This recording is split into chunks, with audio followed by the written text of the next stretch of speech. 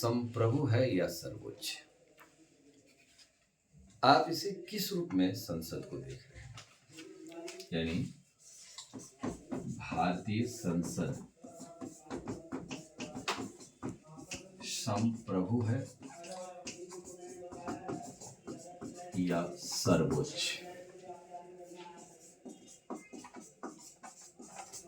आप क्या मानते हैं?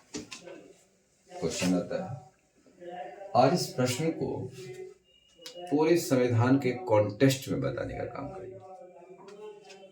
जैसे मैं इसको एक डायग्राम ले लेता हूं, पहले डायग्राम से चलिए।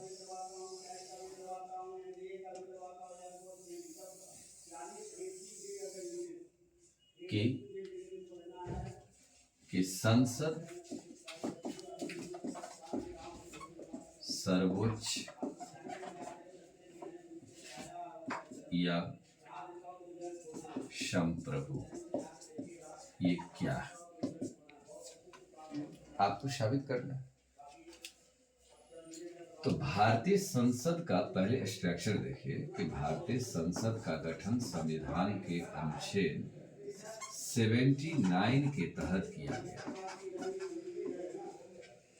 इसके 3 अंग, राष्ट्रपति, लोकसभा और राज्यसभा, ये 3 अंग यहाँ पर में होते हैं।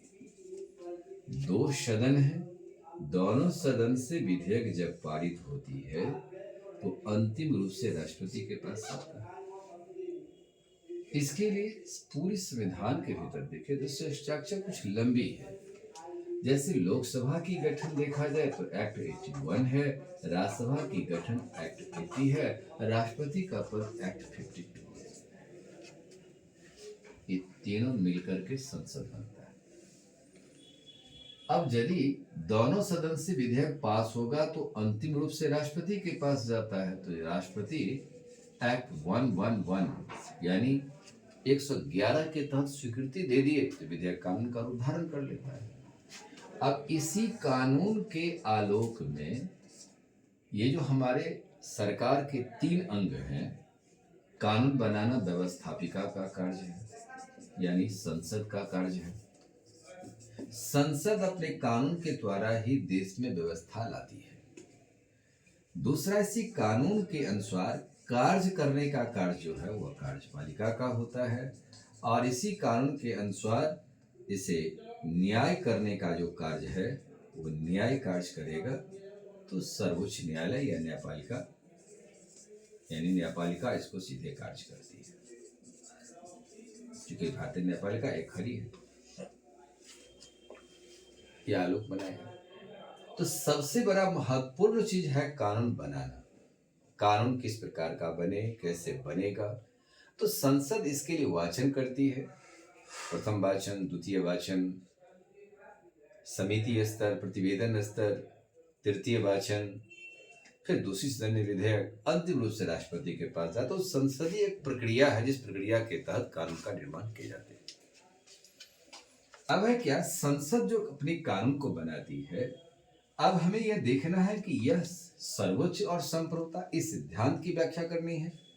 तो भारत की संसद जो है, यहाँ पर कानून बनाने के कारण संसद अपनी आप को स्थान बनाती है और संसद कानून जब बनाती है तो देश की स्थिति को ध्यान में रखकर, जनता की स्थिति को ध्यान में रखकर वह संवैधानिक व्यवस्था के अनुसार कार्य करता है।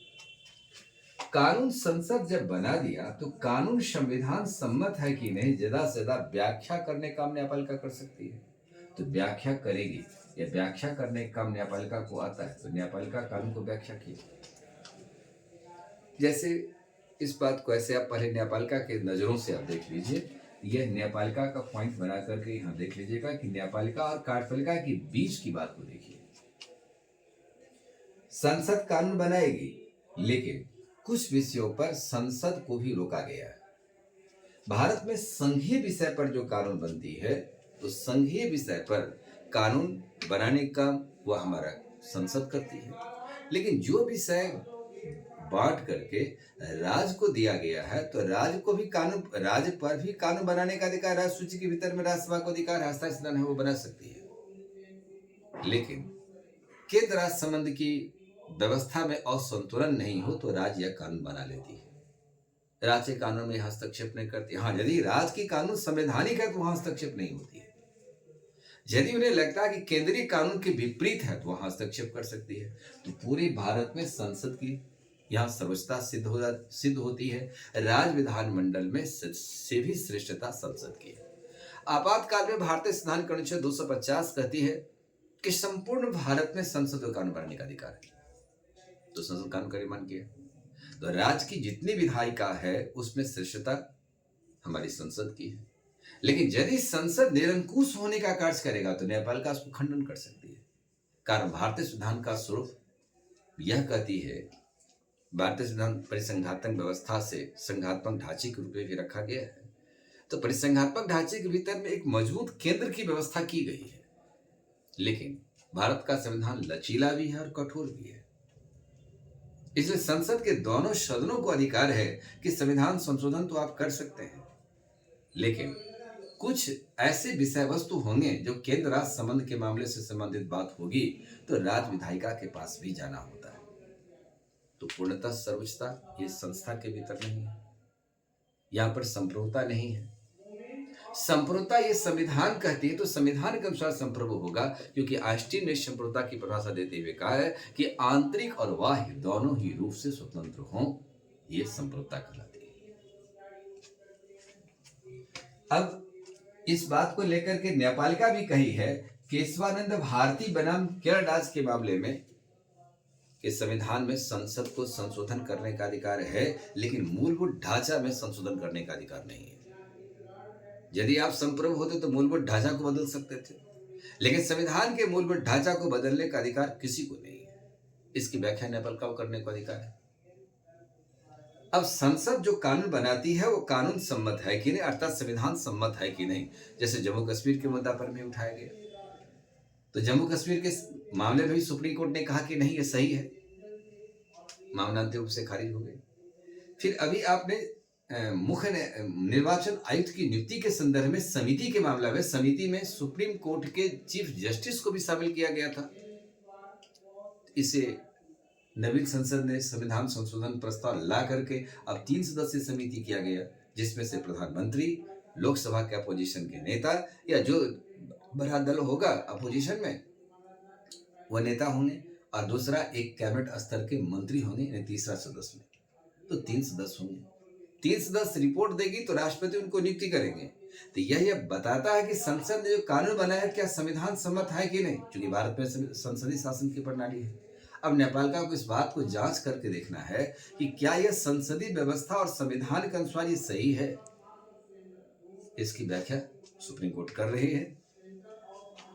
तो यहां पर यह बात को दिखाया कि आपको भी कुछ इंस्ट्रक्शन है कि संविधान के हर मामला में संशोधन नहीं कर सकते, क्योंकि संविधान संप्रभु है और संसद यहां न्यायपालिका से सर्वोच्च जरूर दिखाई पड़ रही है। तीसरा चीज है कि कार्यपालिका पर भी यह नियंत्रण रखती है, और कार्यपालिका पर नियंत्रण इस रूप में रखती है कि बहुमत दल का नेता भारत के प्रधानमंत्री होते हैं।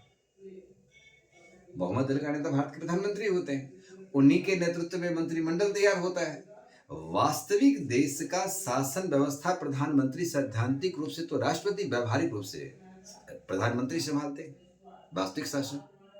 इसलिए भारत में 2 प्रधान की चर्चा है। एक राष्ट्रपति संवैधानिक प्रधान होते हैं, दूसरा वास्तविक प्रधान होते हैं प्रधानमंत्री, जो बहुमत से इस बात को सिद्ध करते हैं, बहुमत से प्रस्ताव को पारित करते हैं। तो बहुमत से जब प्रस्ताव को पारित किया गया तो बहुमत कहाँ का, संसद का। तो संसद ही कार्यपालिका को पुनर्जीवित रखा हुआ है। इसलिए प्रधानमंत्री तब तक है, केंद्र की सरकार तब तक है, या केंद्रीय मंत्रिपरिषद तब तक है जब तक कि आपके पास बहुमत होता है। यदि बहुमत नहीं है तो आपको अविलंब त्यागपत्र देना पड़ेगा। सदन के भीतर यह प्रस्ताव है, काम रोको प्रस्ताव, स्थगन प्रस्ताव, निंदा प्रस्ताव, विश्वास मत अविश्वास प्रस्ताव, स्थगन प्रस्ताव, काम रोको प्रस्ताव। उसके बाद आता है दोनों सदन में आता है पहला आवर, जो सदन का शुरुआत होती है वह प्रश्नकाल आता है। यह मंत्री को जवाब देना पड़ता है। सामान्य कोई सदस्य प्रश्न पूछता है, इसलिए कार्यपालिका उत्तरदायित्व है व्यवस्थापिका पर। इसलिए कार्यपालिका का सदस्य को मंत्री को होने के लिए दोनों सदन में से किसी एक हाउस का सदस्य होना चाहिए। यदि हाउस का सदस्य नहीं है तो फिर वो सदस्यता ग्रहण नहीं कर सकता। अब मंत्री की योग्यता का जिक्र संविधान में नहीं है, लेकिन संसद द्वारा संसद की जो योग्यता होती है उसी से मंत्री की योग्यता का निर्धारण होती है। तो यहां भी कार्यपालिका पर नियंत्रण रखा गया।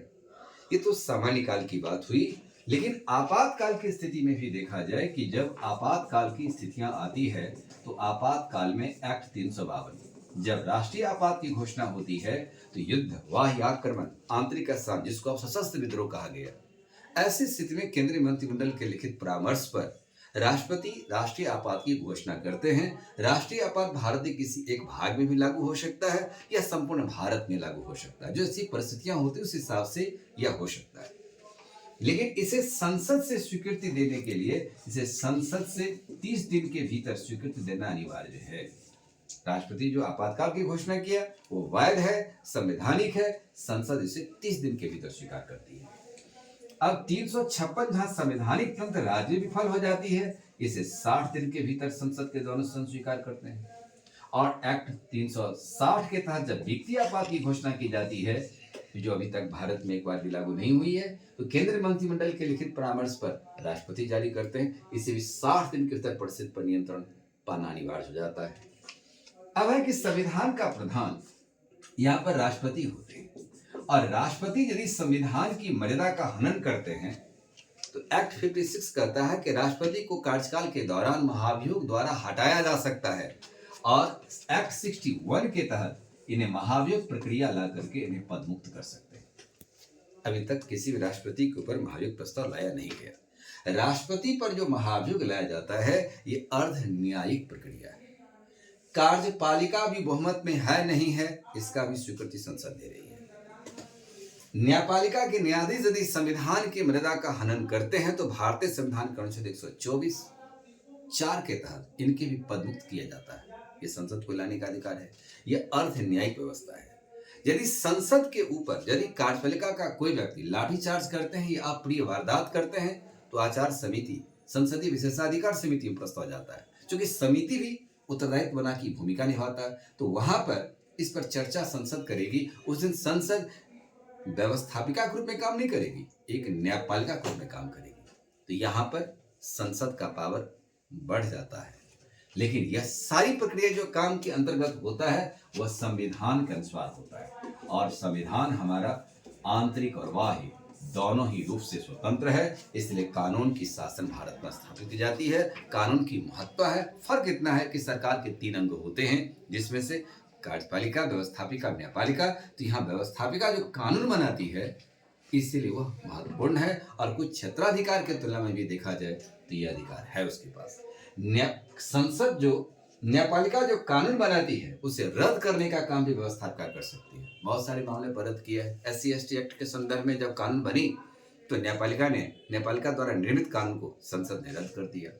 तो इस प्रकार से संसद इसको रद्द कर सकता। अब मिला जुला के अब इस लेक्चर थीम में से अब पूरा चीज को आप ऐसे बनाते हुए यहाँ पर देखिएगा, यहाँ एक दे दीजिएगा न्यायपालिका और यहाँ दे दीजिएगा कार्यपालिका, यहाँ दे दीजिएगा कार्यपालिका, यहाँ आपातकाल की स्थितियां का वर्णन कर दीजिएगा।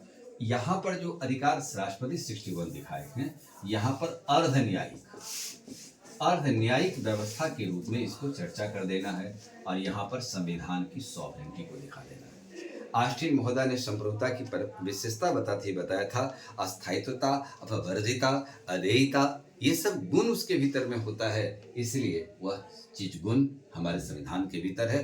कुछ भी निर्णय ली जाएगी संविधान के अनुसार होगा। देश में संविधान श्रेष्ठ है, संविधान सर्वोच्च है, संविधान संप्रभु है। हम नागरिक हैं, संविधान के तहत न्यायाधीश हैं, संविधान के तहत राष्ट्रपति हैं, संविधान के तहत जो आपको अधिकार दिया गया है वो संविधान सम्मत निर्णय लेना होगा, संविधान सम्मत कार्य करना होगा। इस प्रकार से भारतीय संसद संप्रभु हो। भारतीय संसद संप्रभु नहीं होते हैं, संविधान संप्रभु होती है। संविधान संप्रभु होती है।